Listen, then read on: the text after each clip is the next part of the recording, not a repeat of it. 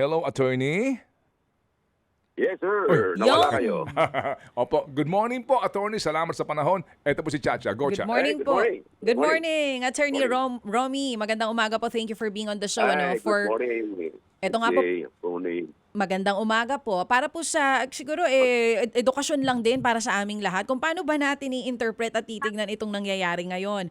So, eto nga pong nakaraang weekend, lumabas yung balita tungkol po sa sinasabi ng Commission on Elections. Kinumpirma nila, ito pong pagbibitiw ng 3rd, 4th at 5th nominees ng Tingog Sinirangan o Tingog Party List.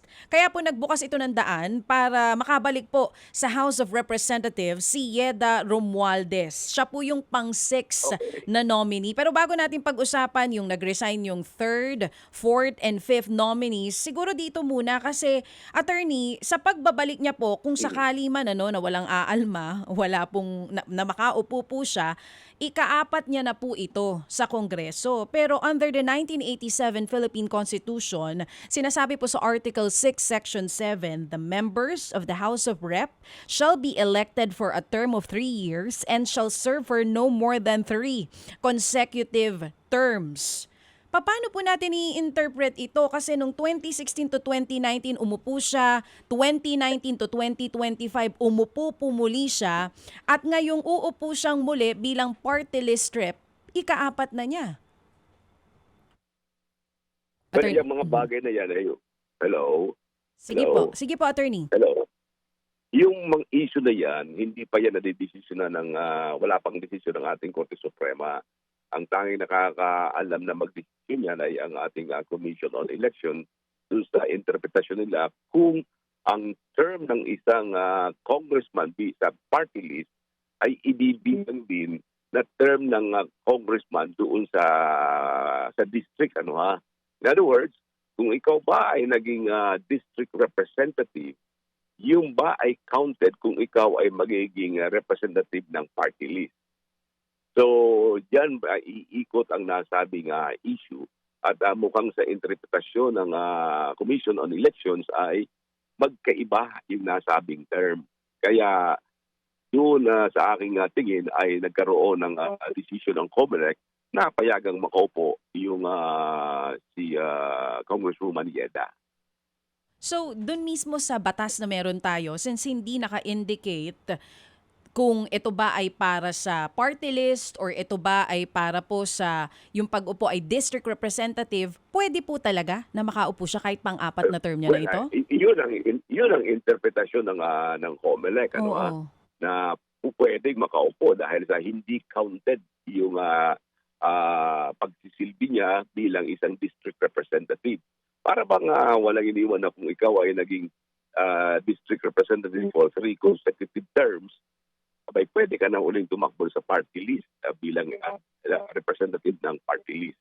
Oo. Kaya yan ay isang napakagandang issue na maaaring maidulog sa ating Korte Suprema o sa House Electoral Tribunal para malaman kung talagang isang bagay na yan ay pwede na magawa ng isang mambabatas. Okay. So sa ngayon, wala pa naman dumudulog sa Supreme Court. Pero in the past, may nangyari na po bang ganito? Or this is the first Wala time kung pa. sakali? Wala pa. Ngayon lamang yan. Kasi kung may nangyari na, at least magkakaroon ng enough cases o anong mga dahilan na may lalabas ang COMELEC kung bakit niya pinayagan ang bagay na ito. Okay, so dahil first time po ito, kung sakali mang mapayagan po na makaupo nga po itong si Yeda, hindi po ba ito naman ay magiging parang loophole para po dun sa mga tatakbo in the future na magpalipat-lipat na lang from district representative to party list representative para makaupo? Well, yan talaga ang mangyayari dyan.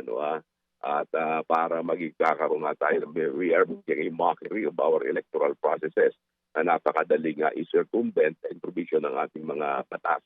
Kaya dapat ay magkaroon ng isang definitive ruling ang bagay na ito at siguro kung makarating ito sa ating Korte Suprema ay magandang malaman natin kung ano talaga ang magiging batayan kung may mga ganitong uri ng mga circumstances na mangyayari sa ating political system. Sabi niyo po, Attorney Romy Mac, maganda na makarating po ito sa Korte Suprema. Meron po bang deadline kung hanggang kailan dapat kung sakali may mga gusto po na questionin ito? Well, sa ganyang pagkakataon, wala na mga specific deadline sapagkat it pertains qualification ng isang kandidato. Kaya pero to be safe kung may mga maghahain, mayroon pa ng mga time dahil sa ang nasa House Electoral Tribunal rule ay 15 days from the actual assumption office. So, ibig sabihin... Nagpuputol-putol tayo ng signal natin, Attorney Romy Mac. Pakiayos lang muna. Hello? Importante yung sagot niya. Opo, doon sa binabanggit mo kamo na parang prescriptive period o Yes deadline. po. Sige. Attorney, ano kamon sagot po ninyo, sir? Okay, pakiayos lang please ang ating linya, ha? Para ho matutuho tayo sa ating diskusyon na ito. We're talking about this, kumbaga, academic discussion po lang muna dito po sa pangyayaring ito. No? Pakiayos lang kung sakasakali, patesting muna 1, 2, 3, 4 na okay ang ating linya para tayo magduro-diretso na sa ating pong importanteng talakayan. Very important ito because sabi mo nga, baby girl, ito ay maaaring maging president. Depende yan kung taga saan kang probinsya. Pwede mo sabihin na president, pwede rin president. Oo. Okay. Depende sa inyo kung ano gusto nyo. Okay. Pwede pong maging president yan, o president, kumbaga. Balikan natin si Attorney Romy Mac. Attorney? Yes, Ted. Oo, napuputol Hello. po tayo. Sorry ha, kasi napaka-importante po itong ating Andito diskusyon. kasi ako sa may lugar ng Makapagal Avenue. Ito talaga medyo masama ang mga signals dito eh. Kasi dito ito yung mga area na may mga casino, no? Oo. Lagi. Baka naapektuhan. Laging dito eh, lagi. Yes, laging dito. Actually, every time na may interview ako, every time na madadaan sa mga lugar na ito, no, laging naaapektuhan ang signal. Sige po. Okay, so far naman so good. Yung pong pinabanggit na prescriptive period, Chacha, go ahead, sir. Yeah, yung prescriptive period kasi yan, sa House Electoral Tribunal rule ngayon, hindi na bago yan eh. Dati-rate, 15 days or 10 days from the proclamation. Pero ngayon, binago nila yan na 15 days from actual assumption into office. And parang lumalabas ngayon, parang actual assumption nila ngayon ay hanggang magkaroon ng opening ng Congress sa July 28. Kaya pwede rin pag-aralan kung yan ay pwede pang ma-question from July 28. So yun ang magiging batayan nila kung talagang gustong i-question yan. Yes po. Puntahan po na... Hello. Yes Hello. po. Oo. So malinaw, ngayon po binago nga po sabi nyo 15 days upon assume ng office, pwedeng may question pa rin po. Pero kung wala, malaya pong makakaupo si Yeda. Well, kung wala, talagang tuloy-tuloy yun. Tsaka kahit naman ma-question hanggat hindi nagkakaroon ng actual decision, ay tuloy-tuloy pa rin ang kailang panunungkulan. Unless na merong inihain sa Korte Suprema at nagkaroon ng temporary restraining order ang ating Korte Suprema. Opo. Hello. Opo. Attorney, ito ang actual na sitwasyon ngayon. Ano po, no? Pinayagan daw ng COMELEC yung kanyang pag-substitute, no? Opo, mamaya babalikan natin yung issue niyan para hingiin din po ang inyong opinion. So, assuming po na siya'y makakaupo sa 20th Congress, sino ang merong personalidad at saan siya muna dapat dumulog para questionin po itong pangyayaring ito?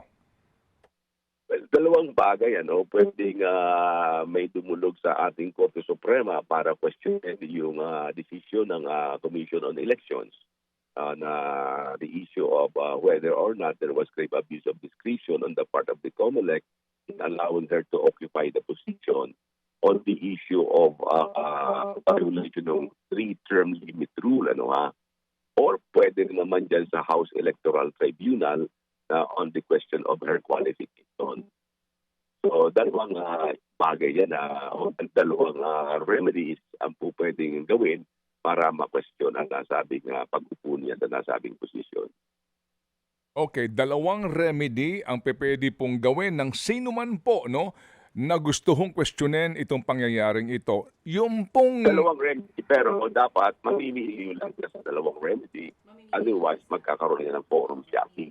Okay, opo. Ang kanin nyo, dalawa po yung kaparaanan para questionin po ang pangyayaring ito. Again, these are all academic discussion. Sa akin pa rin, yun ang aking opinion doon na po pwedeng dalawa. na isa lamang pero they cannot be applied simultaneously. Kailangan mamimili lamang sa isa. Okay. Yun ang aking opinion na appropriate remedies. I don't know kung anong opinion ng ibang mga election law practitioners. Of course. And we respect your opinion po. Kaya nga ho kami agad tumawag sa inyo. Attorney Romy Mac, again, sino po ang merong personalidad para dumulog either sa Supreme Court or dito po sa HR80 on this issue? Well, sa akin palagay, any registered voter ay po pwede siyang maghain ng nasabing reklamo or any taxpayer for that matter. Kasi it involves disbursements of funds. It involves emoluments of payment of salaries of the said congresswoman. Kaya may pwede ang isang taxpayer na kanyang sasabihin na ayaw niya na ang pondo ng gobyerno ay hindi magamit para sa ibang bagay. Okay. Ano po ang nature of petition sa Supreme Court o kaya po naman sa HR80? Well, kung sa Supreme Court, yun ang tinatawag na certiorari o kaya naman para bang himihingi ka ng isang petition para ma-review o maiapila ang desisyon ng Commission on Elections on ground of grave abuse of discretion o pag-abuso sa katungkulan sa pagbibigay ng isang desisyon na hindi naaayon sa batas o sa saligang batas. Yun ang magiging argument nila doon. Samantalang sa HR80 naman, ang kanilang magiging petition ay petition for quo warranto na pinu-question naman yung qualification ng nasabing respondent o sino mga congresswoman o congressman na pinu-question ang qualification. Okay. Sa HR80 po, attorney, meron ho bang takdang panahon lang para maghain ng quo warranto petition? Yes, mayroong taktang panahon yan, lalo sa ganyang uri ng disqualification. Pero kung ang disqualification ay tungkol sa citizenship, wala yung prescription. Kasi ang citizenship is a continuing requirement. So, kung inyo po lamang alam opo, baka lang ho kasi hindi nyo ho natatandaan, but again, ito po lang naman, academic discussion. So, kailan po magsisimula yung takdang panahon at hanggang kailan maaari magsampa ng quo warranto petition sa HR80 ang sinuman pong taxpayer or voter? Well, kung kailan na umupo yung nasabing yung pinadi-disqualify nila, meron silang 15 days from the date of assumption into office. 15 days magsimula ng July 28. Kung yun ang simula ng kanyang panunungkulan. Kasi dalawang bagay yan. It's either June 30, which is noon of June 30 na kung saan yun ang simula ng panunungkulan ng yung mga regular na talaga napuproklama, or 15 days from assumption into office, yung actual assumption to office. Okay. Attorney, kung sakasakali po ba sa Supreme Court, meron din bang prescriptive period dito? Pwede bang questionin? Well, meron naman. Okay, go ahead. Ayun naman ay 30 days from the issuance ng resolution ng ating ng Commission on Elections. Hindi ba pwedeng dumulog sa kataas-taasang hukuman ang sinuman sa anumang panahon ng panunungkulan ng kongresista dito sa 20th Congress sa usapin po ng quo warranto din? Well, sa quo warranto, may deadline kasi yan na andun sa provision ng House Electoral Tribunal na kung yung tungkol sa mga ganyang qualification, pero lamang silang itinaktang panahon. Hindi po pwede na kahit anong araw ay po pwede sapagkat yun ang itinakda ng nasabing rules. Maliban na lamang doon ang sinasabi kung ang ground for disqualification ay citizenship. Okay, again, yung quo warranto exclusive yon kumbaga sa HR80, hindi pwedeng gamitin po yung basis na iyon sa Supreme Court. Well, hindi po pwedeng gamitin sa Supreme Court kasi yun ang jurisdiction, may jurisdiction ng sabing pertaining to qualification of a member of the House of Representatives.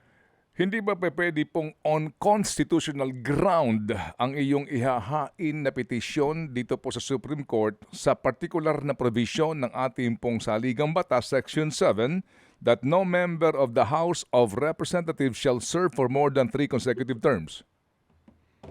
maaaring magkaroon ng question diyan kasi nandiyan din sa ating saligang batas na ang House of Representatives Electoral Tribunal ang sole judge of all contests pertaining to qualifications of members of the House Electoral Tribunal.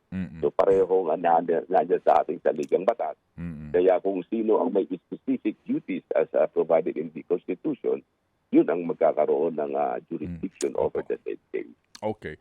Attorney, kayo po, kung kayo ang tatanungin, ano ho sa palagay ninyo ang diwa, the intent and spirit of this particular section sa under Article 6 ng ating saligang batas? No member of the House of Representatives shall serve for more than 3 consecutive terms.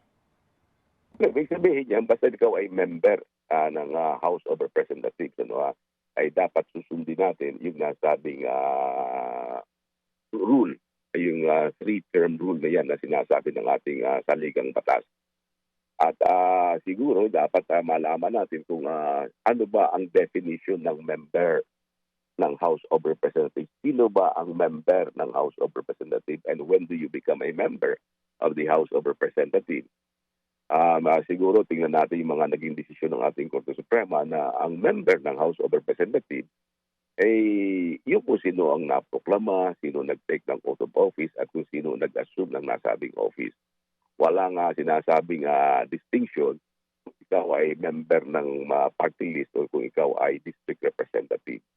Kaya siguro dyan iikot ang nasabing issue na papaano ngayon ang ganitong issue na hindi pa naman nagkakaroon ng specific case na ganito, kundi yung iba naman ay mga parang opinion din o mga parang obiter dictum tungkol doon sa nasabing definition kung sino ang mga members ng House of Representatives. But Hindi kasi direct ang issue na nagkaroon ng ganyan na naging member ng House dahil sa party list at naging member ng House dahil sa siya ay district representative. pero kayo po, attorney, yung basic principle po ng kanyang intent and spirit, ano ba sa palagay po ninyo ang intent, ano ang diwa at kahulugan, kabuluhan ng provision na ito? Siyempre, ang intent niya talaga ay limited talaga sa yung term nila na three-term limit sa sino mang member ng House of Representatives. So again, papasok ko yung sino ang member ng House of Representatives. Kailan nagiging member ng House of Representatives. So, tama, sa inyo pong pananaw dito, hindi na pinag-uusapan kung ikaw ay party list representative or district representative. Sa akin, hindi ka na dapat pag-uusapan kung ikaw ay district o ikaw ay party list. Basta't ikaw ay upo sa Kongreso, ay ikaw ay member ng House of Representatives. Kasi yung pagiging party list naman, hindi naman ang party list ang mismong nauupo, kundi yung nominee, di ba?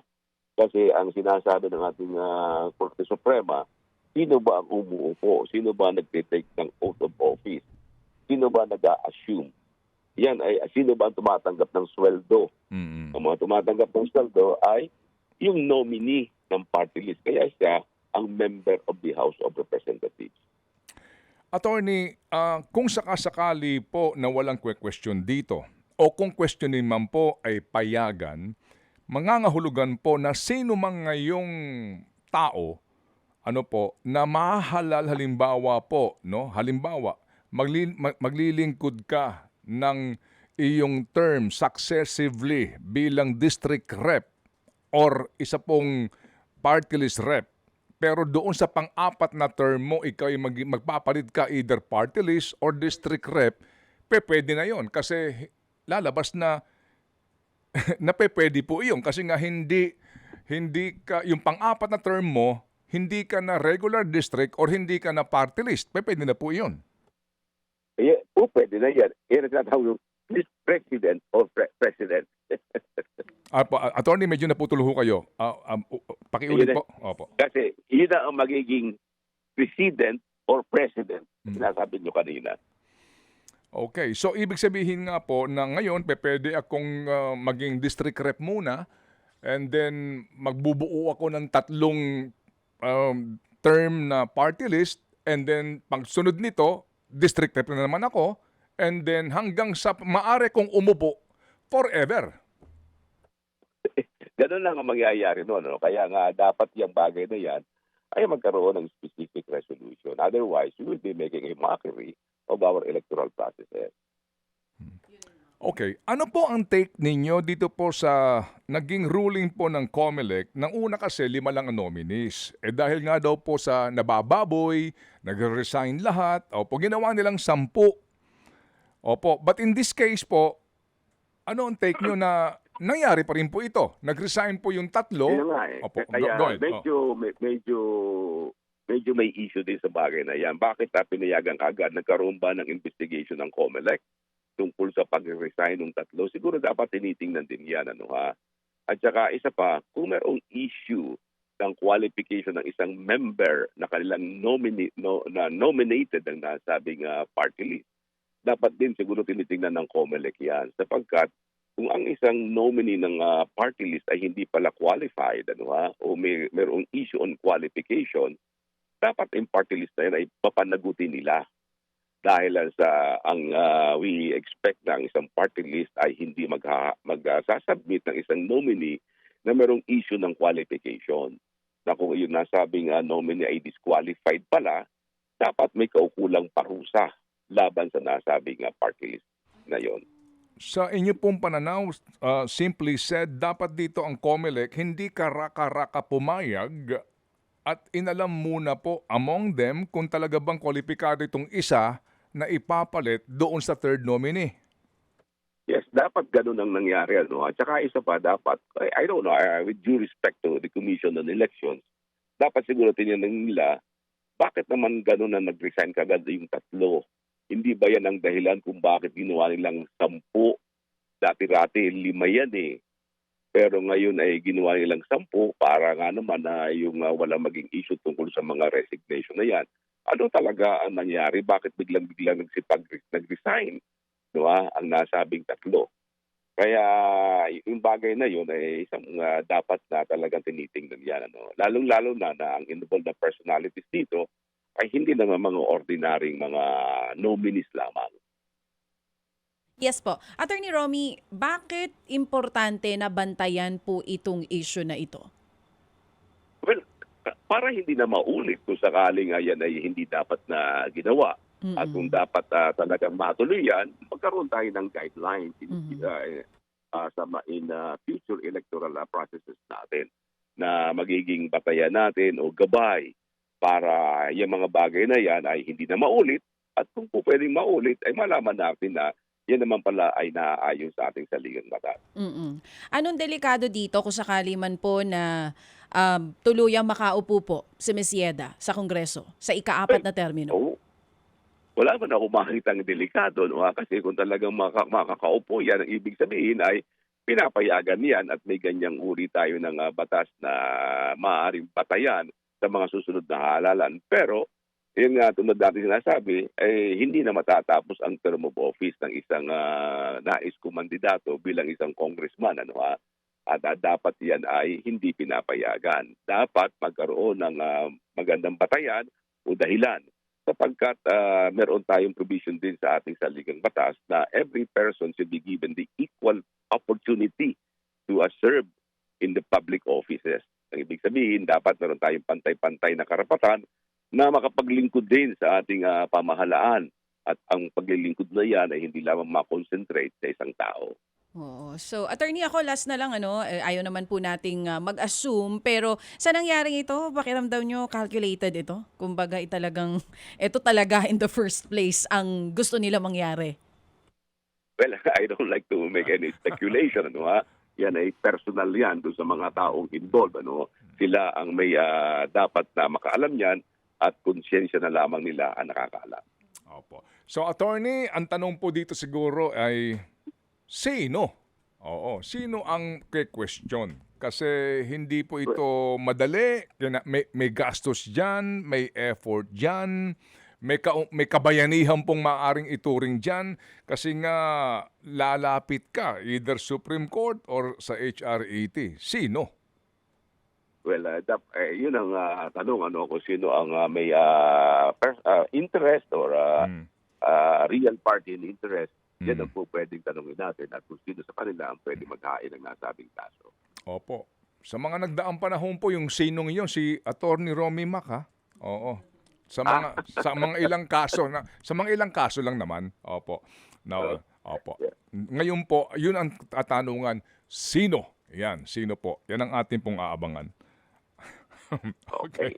Yeah, magandang abangan nga at palagay ko naman ay may mga concerned citizen din na po pwedeng mag-question, not necessarily dahil sa kanya, the persons involved, kundi para magkaroon talaga ng batayan sa mga susunod na kabanata ng ating electoral processes. Opo, yes sir, yes sir. Kumbaga dito po regardless ng personality, opo, Yes, dito yeah. hindi dapat sumama ang loob nitong dinastiya.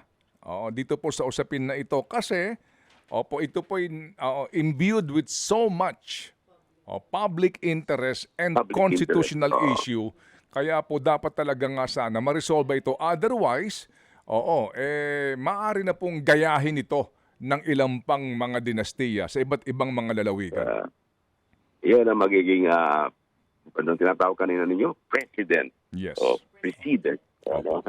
Sige po. That is the word now. Salamat at mabuhay ka, Attorney Romy Mac, muli sa iyong pagpapaliwanag sa napaka-importanteng Ay, issue maraming pambayan. salamat. At isang malaking karangalan na maging bahagi ng inyong palatuntunan as always at any time. Nakahanda naman tayong bigyan ng ating opinion. At tulad ng sinabi ko, ito ay opinion ko lamang at hindi ko alam kung yan ay tama o mali. Opo. Maraming salamat. Salamat. Magandang umaga sa inyo lahat. Mabuhay.